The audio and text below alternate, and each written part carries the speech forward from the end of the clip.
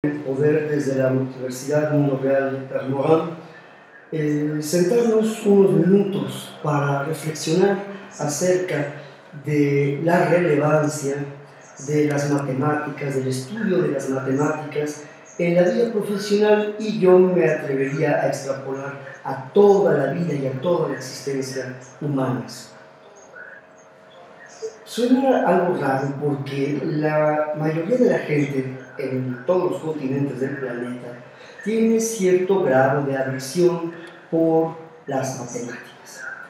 Es verdad que cuando uno en la escuela primaria le enseñan, y si alguno de los estudiantes tiene la mínima curiosidad, como se suele tener a esas edades, de saber por qué tal operación es así, o por qué el símbolo de división es tal, etcétera, etcétera, rara vez el profesor o la profesora se encuentra en la capacidad de responder a esas preguntas, con el temor de perder autoridad moral ante los alumnos. Frecuentemente el profesor responde: mira, apréndetelo porque esto es así y se acabó. La verdad es que eso tiene más de histeria conversiva que de conocimiento académico. Entonces no es raro que la mayoría de los estudiantes, al carecer de una explicación de fondo sobre su quehacer, deciden no invertir demasiado o a veces ningún esfuerzo por entender las cosas, y las matemáticas se convierten en un trámite muy doloroso, muy penoso, del cual hay que deshacerse lo antes posible. Es una verdadera lástima que esto sea así, porque, como voy a tratar de convencer a todos los que me están favoreciendo con su paciencia de escuchar mi charla, creo que las matemáticas son el instrumento más importante, no uno de los más importantes, no, el más importante de los instrumentos con los que cuenta el ser humano para estructurar su pensamiento. Hay un filósofo francés de las matemáticas, Jean Toussaint de Sainty, que escribía un texto bastante extenso sobre la reflexión acerca del concepto de mathesis. Mathesis es un término griego antiguo, del cual deriva la palabra matemáticas. Es interesante porque mathesis significa en griego, ¿sí?, la capacidad de aprender. Eso es lo que significa mathesis. De hecho, por extensión del mismo término, la capacidad de entender, bueno, el que por profesión tiene la capacidad de entender, se le llama discípulo. Y por eso el término matheios también significa en griego discípulo. De ahí viene el nombre de Mateo, por ejemplo, ¿sí?, el discípulo. Bueno, pues mathesis, y de ahí entonces matemática, se refiere antes que a una colección de fórmulas, que a una serie de reglas. Se refiere fundamentalmente a una actitud de aprendizaje. En ese sentido, ya con la pura etimología, estamos invadiendo todo el saber humano, porque no es posible ningún saber, y mucho menos ningún conocimiento, si no se tiene una actitud de aprendizaje. Y la actitud de aprendizaje, todos sabemos bien, comienza, no se agota ahí, pero comienza con la capacidad de escucha. Quien no sabe escuchar, no sabe nada, simplemente. Entonces, bueno, dejando a un lado esta etimología, podríamos empezar a analizar cómo está esto de las matemáticas. Casi todas las civilizaciones de la historia en todo el mundo, en todas las latitudes, han tenido sus momentos matemáticos. Desde el momento en que han desarrollado astronomías, que han desarrollado arquitecturas, que han desarrollado ciertos niveles de organizaciones, ya sean sociales, alimenticias, en el vestir, incluso en el escribir, podríamos decir que de alguna forma ya tienen alguna manera de matemáticas. Son famosísimos el caso de las diferentes culturas de la India antigua, Sumeria, Babilonia, Egipto, Grecia, Mesoamérica, China, Japón, donde se han desarrollado muchas contribuciones muy interesantes a las matemáticas. Pero dentro de todo ese horizonte inmenso, me voy a concentrar en el que por cuestiones históricas que no voy a mencionar aquí porque nos sacarían de nuestro tema, sí influyó directamente a nuestro pensamiento occidental, aunque dicho sea de paso, esta idea del pensamiento occidental ya cada vez tiene menos un sustento porque tiende a haber cierta uniformización en todo el planeta, entonces ya no es tan marcado como era hace 100 años, por ejemplo, ¿no? Me refiero al pensamiento griego.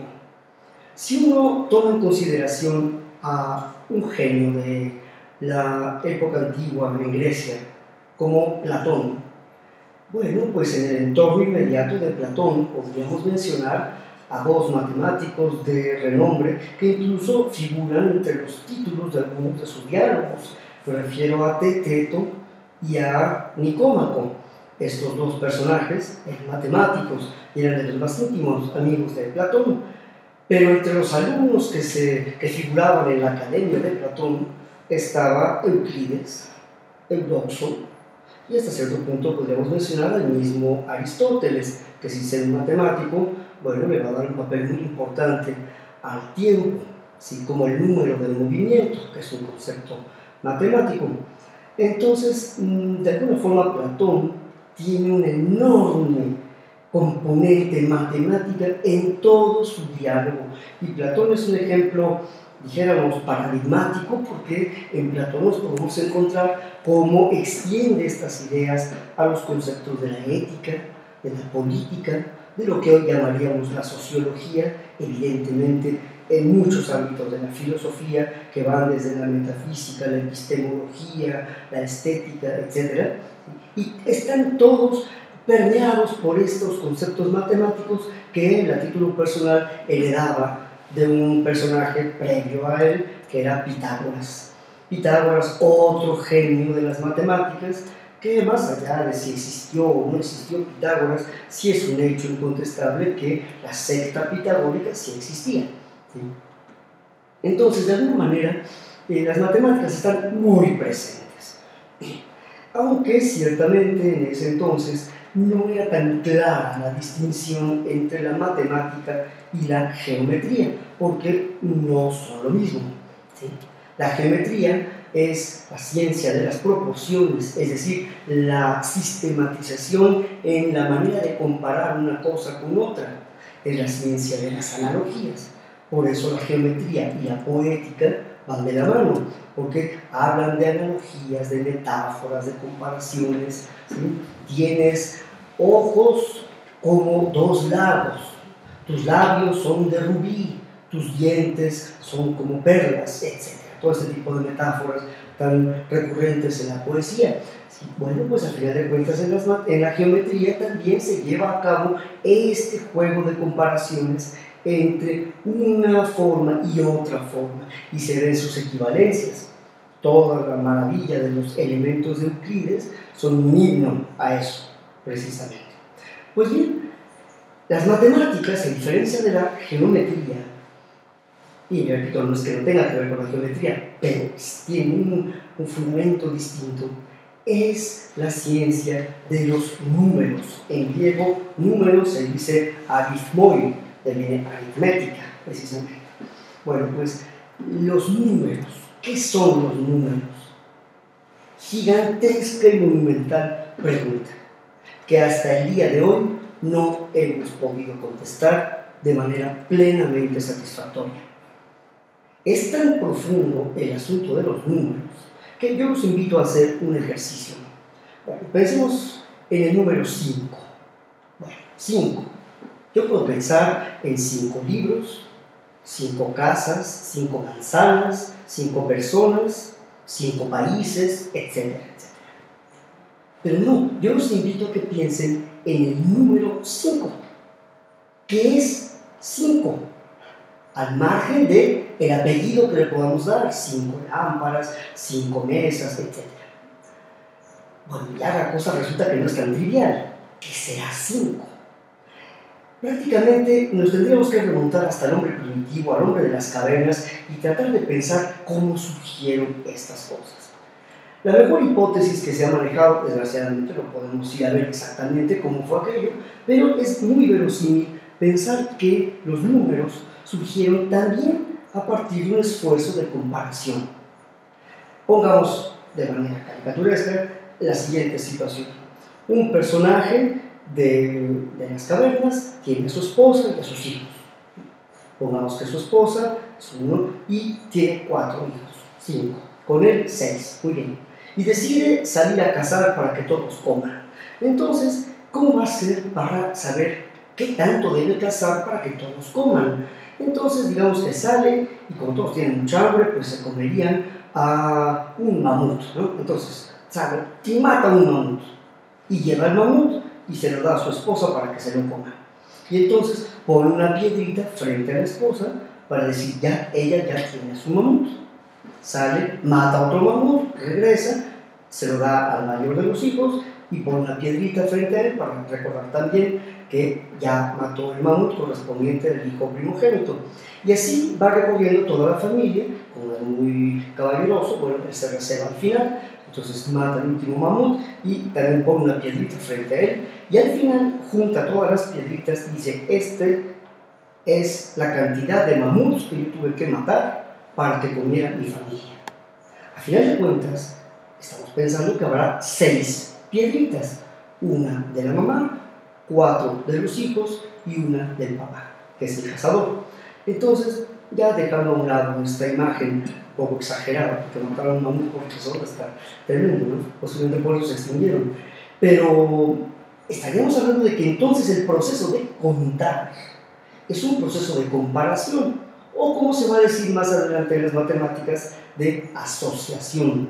Se asocia una idea a otra idea, y es no la idea A y la idea B las que constituyen el número, sino la asociación entre las ideas la que termina construyendo la idea del número. De ahí que sea tan etéreo, tan poco tangible el número en cuanto tal, como número.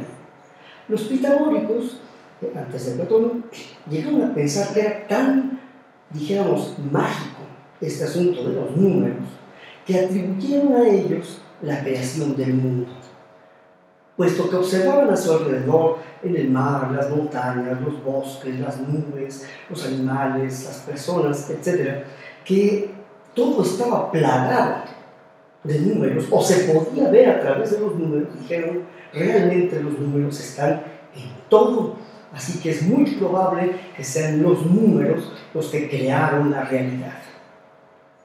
Bueno, esta idea que hoy tal cual no podríamos aceptar, pero tampoco está demasiado descabellada. Es decir, realmente los números son una situación interesante. Claro, aquí me estoy refiriendo a los números que hoy llamaríamos en matemáticas los números naturales. 1, 2, 3, 4, 5, etc. Esto sí ya es una prerrogativa de las grandes civilizaciones. Y las grandes civilizaciones, es el caso, por ejemplo, de los griegos, de los mayas, de los sumerios, de China, llegaron además a un concepto extraordinario, el concepto de cero. El cero es un caso muy particular, yo diría incluso patológico, porque el cero como tal no es un número. ¿Qué caso tiene decir 0 casas, 0 personas, 0 sillas? Pues no, simplemente que no hay personas, que no hay casas, que no hay sillas, pero eso no es un número. Estábamos hablando hace un momento de cómo el hombre primitivo, comparando, llegaba a cierta cuenta, pero el cero es una ausencia de algo, es prácticamente una negación. En efecto, el cero no es un número, el cero es la ausencia de los números. Ese es el concepto original. Por eso, esto sí ya es una cuestión mucho más avanzada que solo contar. Repito, no ha habido civilización que no haya contado, pero no todas llegan al concepto de cero. El cero es una cosa realmente muy inquietante. Un paso más adelante vino cuando se empezó a pensar que los números podían combinarse entre sí, y la forma más evidente de combinar los números es por medio de la suma, sumándolos. Y al sumarlos, bueno, se logran números mayores. 5 más 6 igual a 11. Y así, 11 más 23, 34. y así podemos ver, ¿no? Entonces, sumando se pueden construir aquí los números. Pero ¿cómo podría yo de los números más grandes regresar a los números más pequeños? Bueno, entonces surge la necesidad de la resta. Pero la resta, que a primera vista puede parecer una operación diferente, por no decir que contraria a la suma, pronto los griegos se dieron cuenta que la resta es una forma particular de suma. Es la suma de dos números que tienen signos contrarios. En realidad, 5 menos 3 es lo mismo que 5 más menos 3, siendo menos 3 un número en sí, pero es un número negativo, una abstracción realmente notable.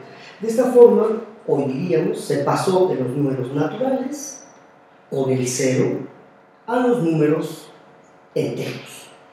Los números enteros son 1, 2, 3, 4, 5, etc. 0, menos 1, menos 2, menos 3, menos 4, así. Es un conjunto más grande, podríamos pensar, que el de los números naturales. Pues no es así. ¿Cuántos números naturales existen? Una infinidad. ¿Cuántos números enteros existen? Igualmente una infinidad.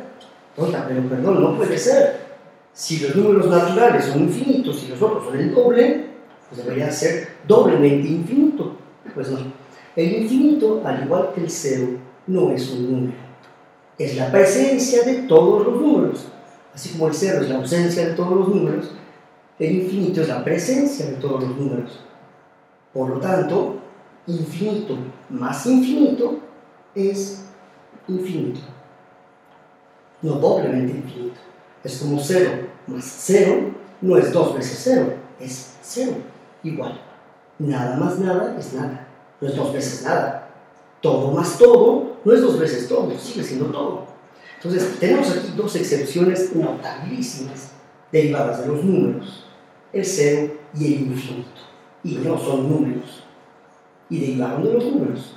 Esto es algo muy notable desde el punto de vista epistemológico, cómo los números pueden dar a luz algo que no son ellos mismos. ¿Sí? Es algo bien interesante.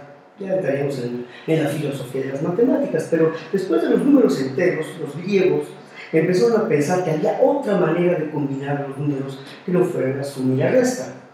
Me refiero a la multiplicación y a la división. De esta forma aparecen las fracciones.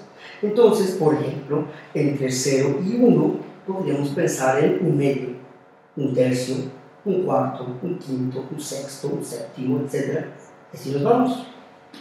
Pero si podemos ver que esos números, conforme más chiquitos aún más grandes el denominador, más pequeña es la fracción. De tal suerte que cuando yo me acerco y voy a decir una barbaridad, a algo como 1 entre infinito, eso ya es 0. ¡Qué interesante! Pues en efecto, la división es como un pastel. ¿Sí? Si aquí habemos en esta sala 3 personas, yo tengo un pastel, bueno, pues tengo mucha hambre, como el viejo hombre primitivo con sus mamuts, bueno, yo parto el pastel en 3 rebanadotas, que a cada quien le toca uno. Pues si de pronto llegan otras personas, amigos, vecinos, qué sé yo, bueno, cada vez tendré que hacer más divisiones y por supuesto a cada quien le tocará una rebanada más chiquita. ¿Sí? Si llegara el momento ideal en el que llega una infinidad de personas, bueno, a cada quien le va a tocar nada. Bueno, aquí ya me estoy acercando, voy a vendré en unos minutos a este tremendo problema paradójico. Pero de esta forma entonces los griegos llegaron al concepto de que había números que se podían dividir. Y es interesante cómo se llaman esos números, porque de hecho la manera en que se divide un número entre otro número, ¿qué es? Sino precisamente un ritmo. De hecho en inglés existe el término rate, es ritmo. ¿Sí? En latín eso se llama ratio, es una razón. La razón encuentra su origen en la matemática como la capacidad de comparar dos cosas y de dividirlas entre sí. Entonces a estos números que se pueden expresar como la razón o como la división de dos números enteros se les llama números racionales, por esa razón. Ahora es interesante porque ¿cuántos números racionales había entre 0 y 1? Pues una infinidad. ¡Qué impresionante! ¿Sí? Pero noten ustedes que todos estos conjuntos, los naturales, los enteros y los racionales, se pueden contar. Los números naturales se cuentan solos. 1, 2, 3. Los números enteros, ¿cómo podría contarlos para no dejar nunca fuera ninguno? Podría empezar 0, 1, menos 1, 2, menos 2, 3, menos 3, etc. Y así con ese juego yo cubro a todos y no dejo fuera ninguno. ¿Cómo podría contar los números racionales? Podría empezar como 1, 1 medio, menos 1 medio, 1 tercio, menos 1 tercio, 1 cuarto, menos 1 cuarto, 1 quinto, menos 1 quinto, etc. Hasta pasar a una infinidad, pasaría al 2, 2 entre 1, 2 entre 2, 2 tercios, 2 cuartos, 2 quintos, y así con cada uno de los números. Se pueden cubrir todos, ya está más complicado el juego, pero se puede cubrir a todos. Esto significa en matemáticas que los naturales, los enteros y los racionales son de cardinalidad infinita, es decir, el número infinito de elementos, y además son numerables, que quiere decir que yo puedo inventar un sistema para contarlos a todos sin dejar fuera ninguno. Hasta aquí los griegos estaban muy felices y todo estaba muy bien. La desgracia vino precisamente de Pitágoras, porque Pitágoras con su teorema, que es archifamoso, de que el cuadrado de la hipotenusa es igual a la suma de los cuadrados de los catetos en un triángulo rectángulo, podemos tomar un caso especial del teorema de Pitágoras, y en vez de tomar a un triángulo en que los dos catetos son distintos, consideremos un triángulo rectángulo en el que los dos catetos son iguales. En ese momento es como tomar a un cuadrado y dividirlo por su diagonal. Si suponemos, para simplificar la vida, que la longitud de cada lado es 1, puede ser lo que quieran, 1 milímetro, 1 centímetro, 1 metro, 1 año luz, no importa, pero 1. Entonces, la longitud de la hipotenusa va a ser la raíz cuadrada de 2.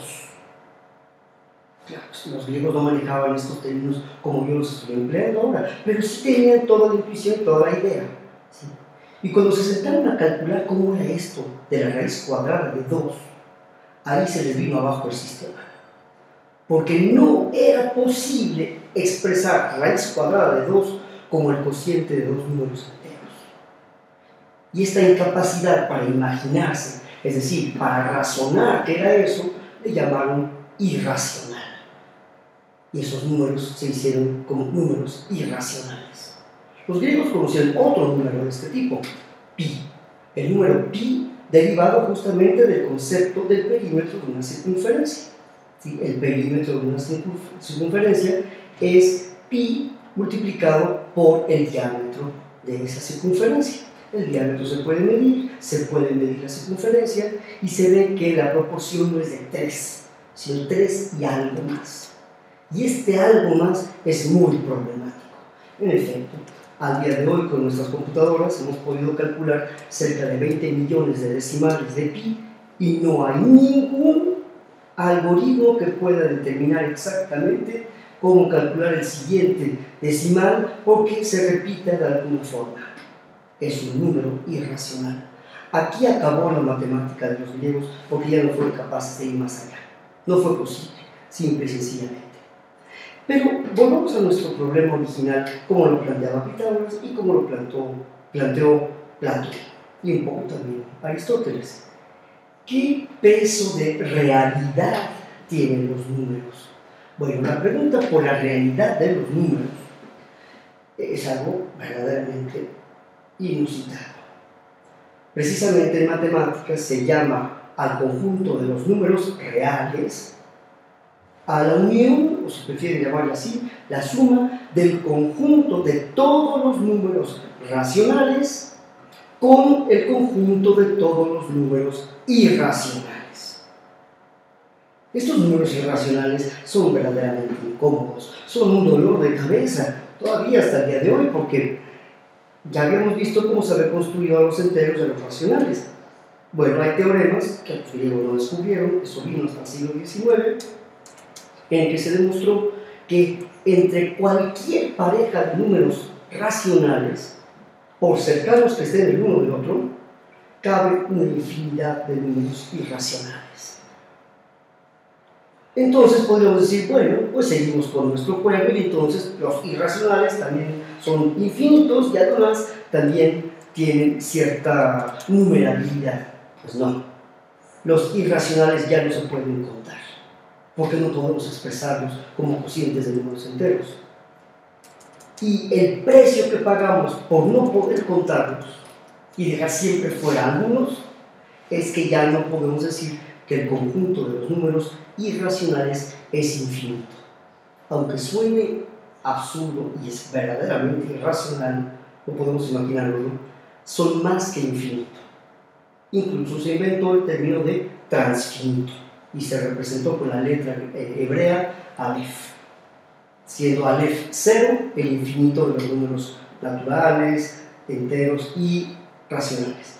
Pero ya a partir de los números irracionales se habla de Aleph 1 y se han construido conjuntos, sobre los que no me voy a detener aquí porque es realmente la locura, ¿sí? Donde tenemos cardinalidades de Aleph 2, Aleph 3, es más, hasta Aleph infinito, que sería algo así como elevar una potencia al infinito, quien a su vez está elevada al infinito, quien a su vez está elevada al infinito. ¿Qué significa eso?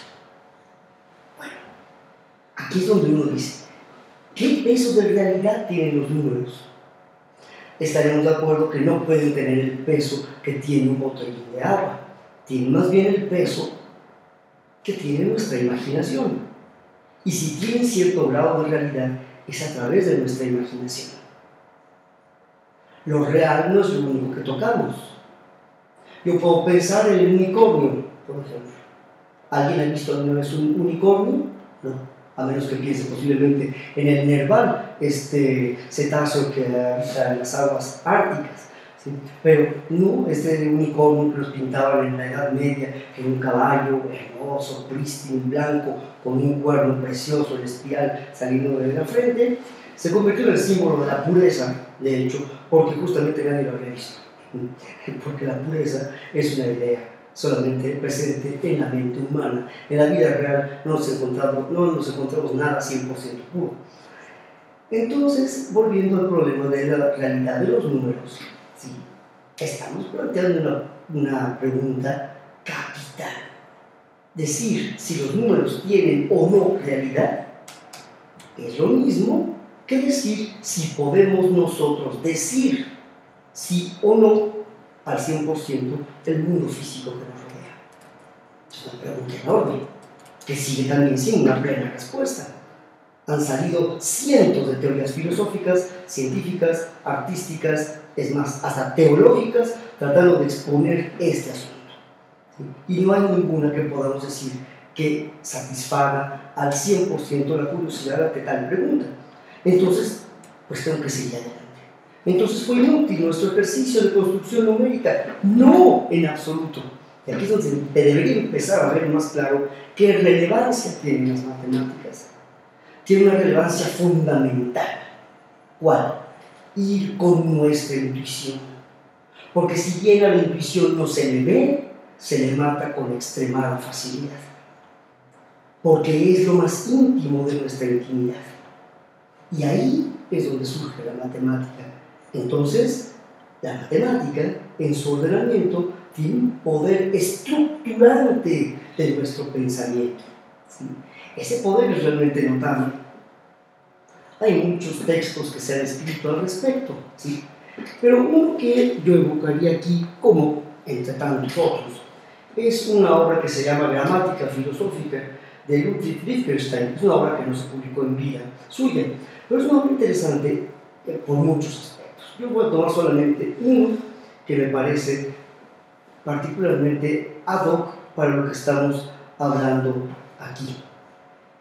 En tiempos del mismo Wittgenstein se planteaba ya el problema de cómo saber si algo se demostraba o no de manera correcta.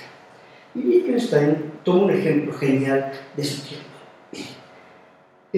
A principios del siglo XX, más particularmente en el año de 1912, el año en que se hundió el Titanic, el año en que murió Henri Poincaré, etc. En ese mismo año se llevó a cabo una competencia muy singular. Los que tienen una mente exploradora, que quieren encontrar nuevas tierras, nuevos continentes, pues ya se decían, ya eso ya murió con los antiguos exploradores, ya no hay continentes que descubrir, ya no hay islas por explorar, mares que navegar donde no haya pasado alguien alguna vez. Entonces se planteó que nadie había estado parado jamás en el Polo Sur, exactamente el punto central del Polo Sur. Y sería una competencia muy singular porque, después de muchas cuestiones, se encontraron prácticamente frente a frente para ver quién llegaba primero al Polo Sur, una expedición británica que tenía a la cabeza a Scott y una expedición noruega que tenía al frente a Amundsen. Los ingleses, como siempre, querían seguir mostrando su primacía en materia de exploración de nuevas tierras y sobre todo su primacía en todo lo que tuviera que ver con el mar y las travesías marítimas. Y los noruegos tenían que demostrarle al mundo que se merecían su independencia, apenas recientemente lograda, de Suecia. Entonces, con este ánimo en la mente, se lanzaron ambos expedicionarios, y ambos, hay que decirlo, extraordinarios. Pero sus perspectivas acerca de cómo lograr una conquista variaban. El método es el que cambiaba. Scott era un hombre que quería ir en la punta de la tecnología.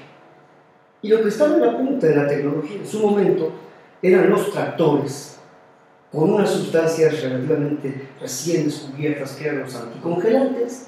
Entonces diseñó unos mini tractores con estas sustancias anticongelantes y él pensaba con ello, sin agotar a perros o a otros animales, llegar hasta el Polo Sur.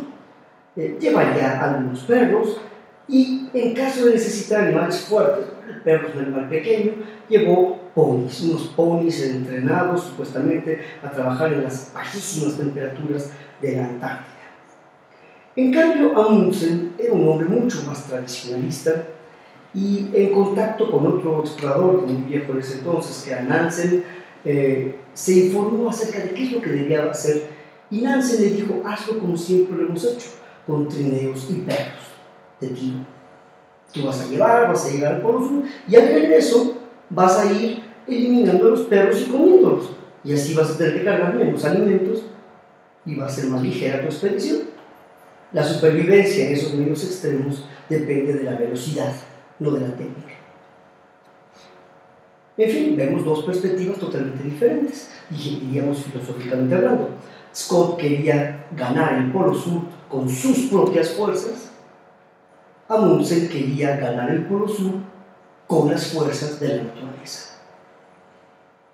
Scott quería vencer a la naturaleza, Amundsen quería conquistarla, pero con ella misma, considerándose él como parte de ella. Son perspectivas diametralmente opuestas. Todos sabemos el desenlace de esa aventura. La expedición de Scott llegó al Polo Sur más de una semana después de que Amundsen había llegado. Los ponis murieron, los trineos fracasaron, los pocos que llegaron allá al Polo Sur llegaron ya demasiados, completamente consumidos. Los pescó una tempestad al regreso y todos murieron congelados, incluyendo al mismo Scott. Para cuando Scott llegó al Polo Sur, Amundsen ya estaba camino a Australia, de regreso. La moraleja, según Wittgenstein, está muy clara. Si nosotros queremos conquistar la matemática, si queremos conquistar la estructura del pensamiento, no tenemos que hacerlo contra el pensamiento, sino con la naturaleza del pensamiento. No existe nada más connatural al pensamiento que la misma matemática. Como ya lo vimos en el esfuerzo por contar las cosas de parte de los griegos, así fue como surgió. Todavía siguen después más problemas, más indagatorias. No crean que con los griegos acabó todo. No, de hecho, en la Edad Media se siguió utilizando mucho a la matemática y a la geometría.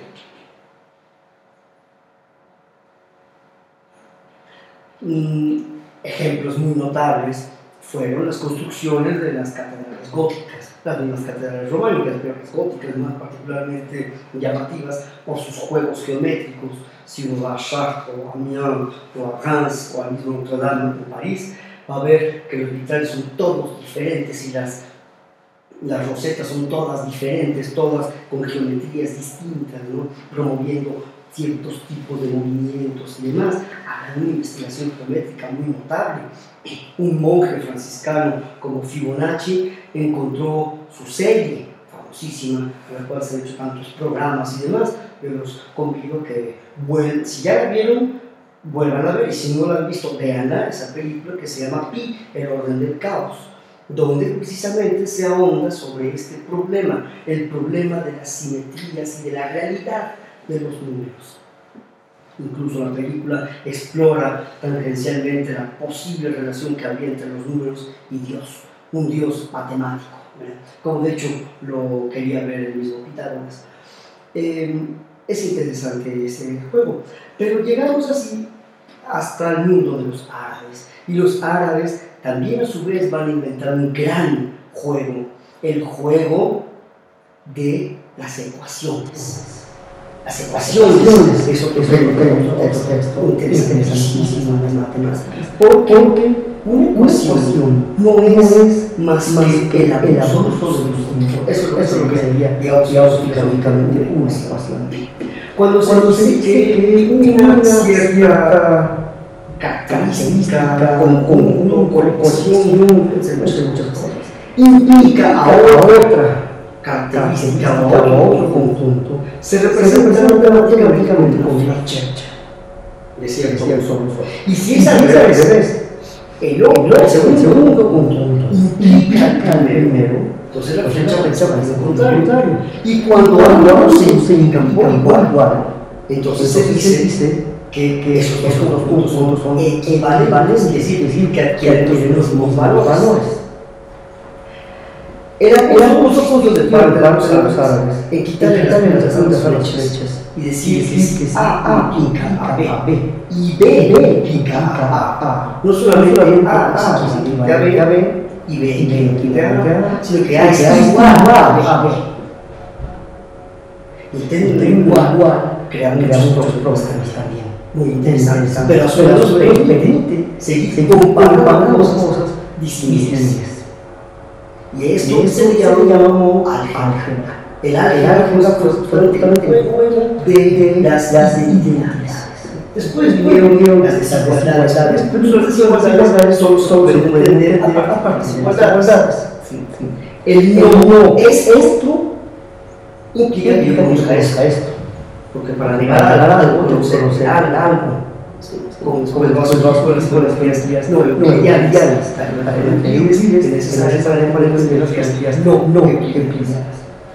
De alguna forma, la negación contiene su afirmación, cosa que Spinoza nos da muy bien en su época cuando afirma que toda afirmación es una negación. Cuando digo sí, el lapicero implica no la computadora, no el libro, no el monte de agua, etc. Cuando no podemos decir que es esto, entonces lo que no es esto. Para interesante de las matemáticas también. Entonces esto bueno la álgebra. Ya el siglo XVII, René Descartes en Francia tiene una idea extraordinaria, matemáticas. Descartes es conocido médico, filósofo y como matemático, pero su profesión era matemático. Descartes era matemático. Todo su uso filosófico fue para justificar sus matemáticas. Lo que en otras ocasiones a las que fueron aplicaciones de las matemáticas, etc. ¿Qué hizo Descartes? Bueno, todos los completamente separados. El álgebra de los árabes con la geometría de Euclides y creó la geometría analítica. La geometría analítica con la cual se pueden escribir ecuaciones de curvas. Parábola, elipsis, transferencia, recta, un punto, etc. paso. Pero después de la asunta de Kafka, mira cómo hacían las cosas. Un poco más adelante, en el siglo XVII, en 1687, Isaac Newton publicó esta obra extraordinaria que se llama Chicas Matemáticas, Filosofía Naturalis, que es una respuesta a esta pensamiento de Descartes, porque Descartes también encontraba otra obra que se llamaba Los Principios de la Filosofía, y Newton decía, sí, es importante eso, pero no así, había que ponerles apellido, no eran simplemente principios, eran los principios matemáticos, y no era simplemente la filosofía, sino la filosofía natural. Y aquí en esta obra genial, un parteaguas sobre la humanidad, Newton muestra que para poder hablar de las geométricas, la matemática es indispensable. No se puede hablar de física sin reconocer las matemáticas como un uso de la naturaleza, cosa que había empezado ya en un momento Galileo. Galileo decía que a final de cuentas la naturaleza era un diálogo. Esto es bien juego de pensamiento platónico, que había toda su filosofía en forma de diálogo, precisamente. Entonces, el diálogo con la naturaleza. Y el idioma que hablaba la naturaleza, que hacía Galileo, eran las matemáticas. Por lo tanto, si yo quiero preguntarle a la naturaleza y que ella entienda, y sobre todo poder interpretar las cosas de la naturaleza, tengo que saber matemáticas. Esta forma de pensamiento llega a su punto con Newton. Por su parte, en el tiempo europeo, Leibniz había hecho tanto, y al final de cuentas, conocemos a patentar el cálculo integral tanto para Newton como para Leibniz. Siguieron avanzando los años y aparecieron algunos otros matemáticos de genio, como la Gauss, la Laplace, etc. Francés, y recuerdo para regular fértil, junto con Alemania, Inglaterra, la producción de matemáticos. Italia posiblemente ha producido un poco menos, pero también han sido matemáticos de enorme valía. ¿Sí? De ahí en fuera, pues ya están más diseñados los demás aportadores a la matemática. Pero Francia en los siglos XVII, XVIII y XIX aportó cantidades industriales de matemáticos extraordinarios. Y estos personajes que yo mencioné, Laplace particularmente, llegaron a integrar todo el pensamiento matemático de tal manera que veían en la matemática no solamente el más apropiado, no, el único juego posible de la realidad. Así que nuestras ideas no solo tenían algo que ver con el mundo, sino que eran el mundo. Y aquí empieza un cambio muy interesante.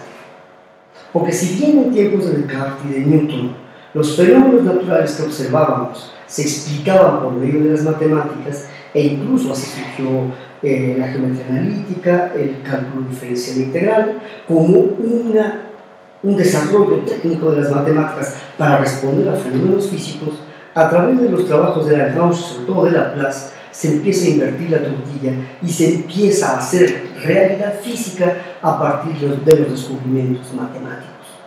Dijéramos que el último gran efecto espléndido de esa forma de pensar lo hemos presenciado apenas hace unos meses, cuando se descubre el bosón de Higgs, que es una realidad descubierta en un acelerador de partículas hadrónicas, a partir de previos 30-35 años de cálculos matemáticos que predecían su existencia. Se ha cambiado completamente de dirección en 180 grados al juego de hace 400 años. Entonces, yo espero que con esos ejemplos podría abundar en muchísimos otros, desde luego, pero creo que ahí hay suficiente para pensar e inquietarse acerca de qué son las matemáticas y cómo juegan en mi pensamiento. Yo solo añadiría un par de reflexiones para despedir esta charla sin abusar de la enorme paciencia de la que han hecho prueba a seguirme. Una se refiere a una serie de reflexiones muy brillantes que hizo el filósofo y matemático húngaro Imre Lakatos. Lakatos fue un personaje, estamos hablando de un personaje del siglo XX, que hizo muy agudas reflexiones acerca del origen de las matemáticas, de la ciencia y de la epistemología. Y probablemente el punto sobre el que más insistió Lakatos fue acerca del origen, y es el término que él empleaba, cuasi empírico de las matemáticas. Tendemos a pensar que las matemáticas son pura abstracción. Vamos, tanto que pensamos que abstracción es algo que no tiene nada que ver con la realidad. Bueno, pues no es así. La abstracción es la explicación del mundo por medio de lo imposible. A diferencia de la física, la química y la biología, en donde todos los entes de razón que se emplean ahí deben ser pasados a través de la criba de la experiencia, los entes de razón de las matemáticas, da igual si existen o no existen. Cuando yo hablo de X, Y, Z, un punto, una parábola, el infinito, ceros, números negativos, números imaginarios, etc. Al matemático puro le da lo mismo si yo después encuentro aplicaciones o no. En ese sentido no existe disciplina más libre que la matemática, porque no está dependiendo de que corroboren sus resultados para hacer matemática. En cambio, los físicos, los químicos, nos comemos las uñas cuando vamos a hacer un experimento, porque si no resulta coincidir con lo que predecían nuestros cálculos, pues tenemos que regresar a estos cálculos y volverlos a efectuar hasta que podamos someterlos a lo que la madre naturaleza nos pone frente a las narices. Los matemáticos no. Nacen, viven y mueren en la abstracción.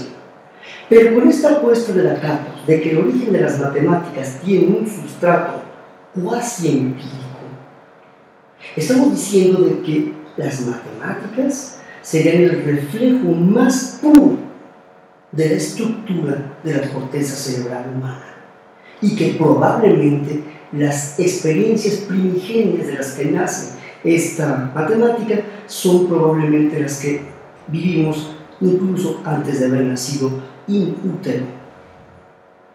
Aquí me estoy lanzando a la pura ficción, pero aclaro este punto porque las matemáticas, con todo lo desencarnadas que puedan parecer, son un acto humano. Los gatitos, los árboles, no hacen matemáticas. Ellos son lo que son y son perfectamente libres en eso. No se equivocan nunca. En cambio, los seres humanos tenemos la prerrogativa de podernos equivocar. Y por eso necesitamos echar mano de las matemáticas, para poder traducir la forma más originaria de nuestros pensamientos. ¿Sí? De alguna manera, las matemáticas siempre están intentando responder a algunas de nuestras dudas más íntimas. Quisiera concluir con una nota que a algunos les podrá hacer sonreír de dónde la estoy tomando. La estoy tomando de una novela que tuvo mucho éxito, sigue siendo una obra muy digna de ser leída y estudiada. Es la primera gran obra que escribió Umberto Eco, se llama El nombre de la rosa. Se hizo una película, la película es muy bella en cuanto a la ambientación, pero no dice para nada lo que realmente trata Eco en el libro. Eco trata en el libro el tema del nominalismo. El nominalismo es una forma de filosofía que surgió, digamos, oficialmente en la Edad Media. El primero que habló del papel representativo de las palabras sobre la realidad fue un monje francés que se llamaba Rosselin de Compiègne. Me parece que en español le dicen Roselino de Compiègne, pero no desarrolló mucho su pensamiento. Tuvimos que esperar 150 años después de Rosselin para que un escocés llamado Guillermo de Ockham lo tomara nuevamente y llegara a formular las tesis más radicales acerca de este pensamiento. Ockham decía que en el fondo las palabras no tienen nada que ver con las cosas que designan.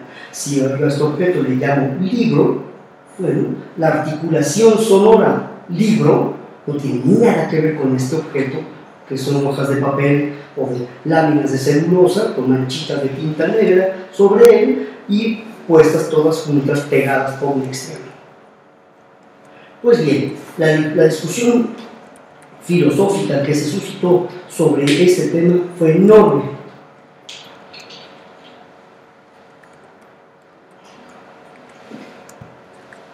Esta obra enorme, como ustedes ven por el tamaño y el grosor, dice hacia el final, y así es como Umberto Eco concluye su obra. La moraleja es la siguiente: hay ideas obsesivas, pero nunca son personales. Los libros se hablan entre sí y una verdadera pesquisa policíaca debe probar que los culpables somos nosotros. La lectura que yo le doy de cara a las matemáticas, como lo he formulado aquí, sería la siguiente, y estoy retomando la frase de Eco, pero estoy traduciendo al mundo de las matemáticas. Moraleja: existen ideas obsesivas, como la de los números, pero nunca podrán ser personales. Los modelos matemáticos hablan unos con otros y una verdadera investigación hasta el fondo debe probar que los únicos culpables posibles somos nosotros. Las matemáticas son obra nuestra, pero nosotros no somos obra nuestra. A cada quien de concluir hasta dónde puede llegar este pueblo. Les agradezco mucho su paciencia y nos veremos en un próximo encuentro.